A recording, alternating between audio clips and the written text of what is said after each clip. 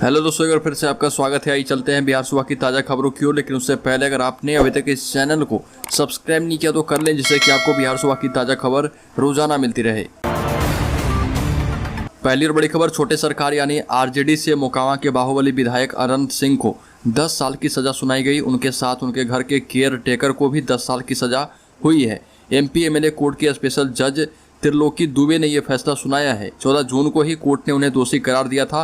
उनके वकील ने बताया कि एमपी एमएलए कोर्ट के फैसले को हाईकोर्ट में चुनौती देंगे और ये भी बताया गया कि अगर हाईकोर्ट इस फैसले पर स्टे लगाता है तो उनकी विधायकी रहेगी, लेकिन अगर स्टे नहीं मिलता है तो विधायकी पर भी खतरा मंडरा सकता है। अगली खबर, अग्निपथ योजना को लेकर देश भर में चल रहे बवाल और हिंसा पर बिहार सरकार के मंत्री रामसूरत राय ने विपक्ष पर जमकर हमला बोला।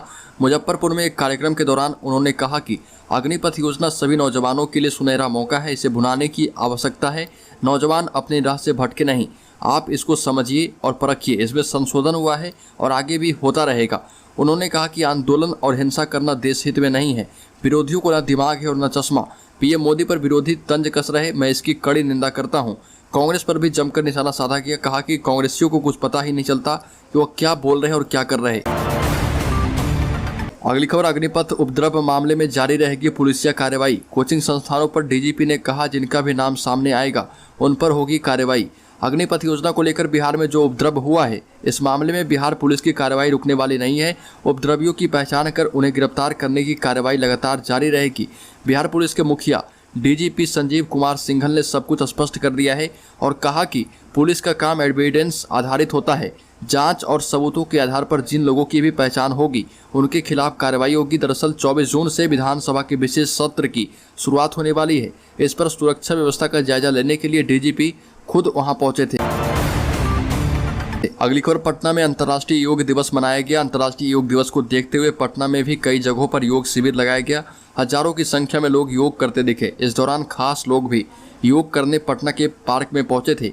पटना के शिवाजी पार्क में राज्यसभा सांसद सुशील कुमार मोदी और उनके साथ बीजेपी विधायक अरुण कुमार सिन्हा योग करते नजर आए। वहीं बिहार सरकार की तरफ से आयोजित योग शिविर पटना के मिलर हाई स्कूल मैदान में लगाया गया, जहाँ बिहार के स्वास्थ्य मंत्री मंगल पांडे और स्वास्थ्य सचिव प्रत्यय अमृत योग करते नजर आए। पटना के कई पार्कों में योग शिविर का आयोजन किया गया था। अगली खबर, पूरे बिहार में वज्रपात और बारिश का अलर्ट। पटना समेत 17 जिलों के लिए मौसम विभाग ने चेतावनी दी। बिहार में मानसून की दस्तक के बाद अब मौसम का मिजाज भी तेजी से बदल रहा। राज्य के कई हिस्सों में बारिश हो रही। दक्षिण पश्चिम मानसून उत्तर बिहार में अपनी मजबूत स्थिति बनाने के बाद दक्षिण के अधिकतर जिलों में अपना प्रभाव दिखा रहा। मौसम विभाग की तरफ से पूरे बिहार में मेघ गर्जन एवं वज्रपात को लेकर मौसम अलर्ट जारी किया गया है। अगली खबर, बेगूसराय व्यवहार न्यायालय में योग गुरु रामदेव बाबा और आचार्य बालकृष्ण के खिलाफ परिवार वाद दायर किया गया है। दोनों पर इलाज के नाम पर धोखाधड़ी करने का आरोप है। यह परिवार बरौनी थाने के नीगा के रहने वाले महेंद्र शर्मा ने दायर करवाया है। आरोप लगाया कि परिवार समेत पतंजलि आयुर्वेद प्राइवेट लिमिटेड और महर्षि काटेज योगाग्राम झूला में इलाज कराने गए थे। इलाज के लिए संस्थान को 90,900 रुपये की राशि पहले ही जमा कराई थी, लेकिन वहां उनको एडमिट नहीं किया गया। साथ ही इलाज कराने के लिए 1 लाख रुपए और मांगे गए। महेंद्र शर्मा का कहना है कि उन्होंने बाबा रामदेव के यहाँ इलाज करवाने के लिए जाने से पहले अनामिका नाम की लड़की के द्वारा एक नंबर से कॉल कर खाते में पैसा मांगा गया था। 7 से 8 जून को 2 बार में करके कुल 90,900 रुपये बाबा रामदेव के द्वारा ट्रांसफर किया गया। अगली खबर, शिवहर में कोचिंग संचालकों के संस्थान पर 24 तक रोक। शिवहर जिले के सभी कोचिंग संस्थानों को आगामी 24 जून तक बंद करने का निर्देश जारी किया गया है। वहीं सभी कोचिंग संस्थानों पर धारा 144 लागू कर दी गई है। आपको बता दें कि सरकार के अग्निपथ योजना के विरोध में जारी हंगामे के बीच शिवहर डीएम मुकुल कुमार गुप्ता के द्वारा उक्त आदेश जारी की गई। डीएम ने अपने आदेश के अनुपालन के लिए अधिकारियों को पत्र भी भेज दिया। वहीं रोक के बावजूद कोचिंग संचालन करने की स्थिति में संबंधित कोचिंग संचालकों के खिलाफ कठोर कार्रवाई करने का निर्देश भी जारी किया गया। युवाओं से संयम बरतने और किसी भी प्रकार की असामाजिक गतिविधियों में शामिल नहीं होने की अपील भी की गई। अगली खबर, बिहार में सामान्य हुआ रेल परिचालन। 45 एक्सप्रेस समेत ये ट्रेनें भी लौटी पटरी पर। बिहार में रेल परिचालन पूरी तरह से बहाल हो चुका है। केंद्र सरकार की अग्निपथ योजना के खिलाफ जबरदस्त प्रोटेस्ट के बाद रेल प्रशासन ने कई ट्रेनों का परिचालन रोक दिया था। पिछले 3 दिनों से बंद ट्रेनों को फिर से पटरियों पर आने से यात्रियों ने राहत की सांस ली है और 45 एक्सप्रेस ट्रेनों का फिर से परिचालन शुरू कर दिया गया है ताकि यात्रियों को राहत मिल सके। अगली खबर, बिहार के विभिन्न हिस्सों में 20 दिनों में 71 mm बारिश हुई, जबकि 24 घंटे के दौरान बिहार में सामान्य से 38% अधिक 8 mm बारिश दर्ज की गई है।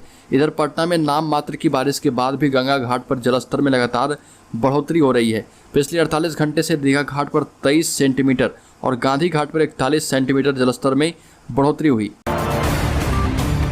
अगली खबर, पूर्व केंद्रीय मंत्री और तृणमूल कांग्रेस के नेता यशवंत सिन्हा विपक्ष की ओर से राष्ट्रपति पद के उम्मीदवार होंगे। उन्होंने पार्टी से इस्तीफा दे दिया है। एक सोशल मीडिया पोस्ट में उन्होंने इस बात के संकेत दिए थे कि वो राष्ट्रपति चुनाव की रेस में शामिल होने के लिए तैयार हैं।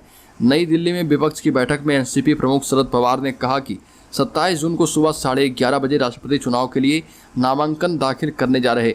सिन्हा ने पोस्ट में कहा कि ममता जी ने टीएमसी में मुझे जो सम्मान और प्रतिष्ठा दिलाई है उसके लिए उनका आभारी है और अब समय आ गया है कि मैं एक बड़े उद्देश्य के लिए पार्टी से अलग हो जाऊं। अगली खबर, अग्निपथ योजना को लेकर पिछले 4 दिनों से देश हिंसा की आग में झुलस रहा था। जगह जगह सार्वजनिक संपत्तियों को नुकसान पहुंचाया गया। इस बीच राष्ट्रीय सुरक्षा सलाहकार अजीत डोभाल ने अग्निपथ योजना, भर्ती योजना और इंटरनल सिक्योरिटी के मुद्दे पर बात की। न्यूज एजेंसी एएनआई से बात करते हुए उन्होंने कहा कि अब युद्ध के तरीके बड़े बदलाव से गुजर रहे। हम आमने सामने की लड़ाई की जगह अदृश्य दुश्मनों से युद्ध की तरफ जा रहे। भारत के आसपास माहौल बदल रहा, तकनीक तेजी से बदल रही है। हम कल जो कर रहे थे वो आज भी अगर करते रहे तो हम सुरक्षित रहेंगे, यह संभव नहीं है। अगली खबर, बिहार में आने वाले वर्षों में बिजली दर एक समान होगी। प्रीपेड बिजली स्मार्ट मीटर लगा रही कंपनी ने इस दिशा में काम करना शुरू कर दिया है। राज्य के सभी उपभोक्ताओं के यहाँ स्मार्ट प्रीपेड मीटर लगाने के बाद कंपनी इस योजना को मूर्त रूप देगी। राज्य के बिजली उपभोक्ताओं को अभी अलग अलग यूनिट के अनुसार बिजली बिल देना पड़ रहा। ग्रामीण इलाकों में 0 से 50 यूनिट तक को एक स्लैब में रखा गया है। दूसरा स्लैब 51 से 100 यूनिट, वहीं तीसरा स्लैब 100 यूनिट से अधिक का रखा गया है। वहीं शहरी घरेलू उपभोक्ताओं के लिए अभी 3 स्लैब का प्रावधान है, लेकिन अब इसे एक समान पूरे राज्य में कर दिया जाएगा। अगली खबर, महात्मा गांधी के पोते और पूर्व राज्यपाल गोपाल कृष्ण गांधी ने राष्ट्रपति चुनाव लड़ने से इनकार कर दिया। बंगाल की मुख्यमंत्री ममता बनर्जी ने उन्हें विपक्षी दलों की मीटिंग में राष्ट्रपति उम्मीदवार बनने का प्रस्ताव दिया था, लेकिन उन्होंने इस प्रस्ताव को ठुकरा दिया है। इससे पहले शरद पवार और फारूक अब्दुल्ला भी राष्ट्रपति उम्मीदवार बनने से इनकार कर चुके हैं। अगली खबर, देश में 12,781 नए मरीज मिले, 4,000 अकेले महाराष्ट्र में मिले हैं। 18 की मौत। देश में कोरोना केस में लगातार इजाफा है। 12,781 नए संक्रमित मिले, 18 मरीजों की मौत हुई। अभी 76,700 लोगों का इलाज विभिन्न अस्पतालों में चल रहा। सिर्फ महाराष्ट्र में ही सबसे ज़्यादा 4,004 मरीज मिले हैं। 3,376 नए संक्रमितों के साथ केरल दूसरे नंबर पर है। देश में एक दिन में शनिवार को 12,899 केस मिले थे, जबकि शुक्रवार को 13,216 केस मिले थे। तो दोस्तों, बिहार सुबह की ताज़ा खबरों में अभी के लिए इतना ही। अगर आपने अभी तक इस चैनल को सब्सक्राइब नहीं किया तो कर ले, जिससे कि आपको बिहार सुबह की ताज़ा खबर रोज